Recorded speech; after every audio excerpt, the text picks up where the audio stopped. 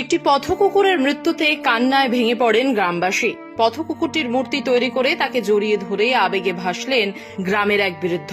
অবলা প্রাণী এবং মানুষের মধ্যে বন্ধুত্বের সবচেয়ে সুন্দর উদাহরণ এটি।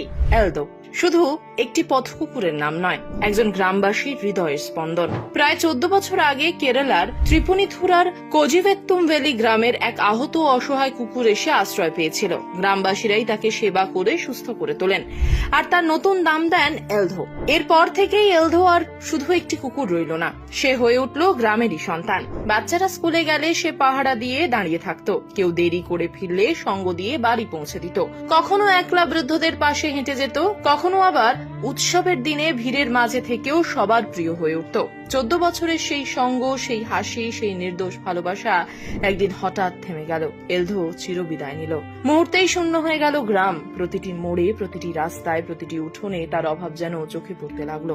কিন্তু গ্রামের মানুষ ভুলতে পারেনি। সবাই মিলে সিদ্ধান্ত নিলেন এলদো শুধু একটি পথকুকুর ছিল না, সে তাদের পরিবারের অংশ।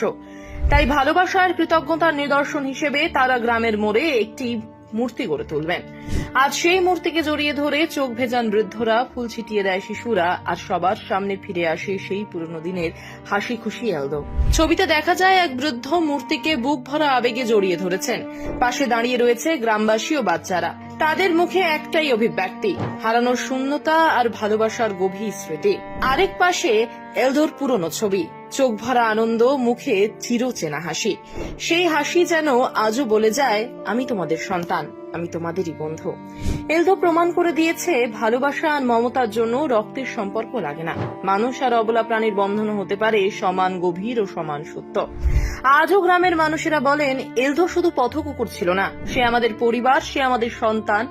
আজও সে আছে ভিন্ন রূপে, শুধু স্মৃতিচিহ্ন নয়। মূর্তিটি যেন মানুষকে বারবার মনে করিয়ে দেয়, অবলা প্রাণীর প্রতিও দায়িত্ব আছে আমাদের। ভালোবাসা দিলে তারা শুধু আনুগত্যই থাকে না, আজীবন স্মৃতি হয়ে যায়। অনেক বাচ্চা আজও স্কুলে যেতে গেলে মূর্তির সামনে দাঁড়িয়ে প্রণাম করে যায়। তাদের কাছে এলদো একজন অভিভাবকের মতো।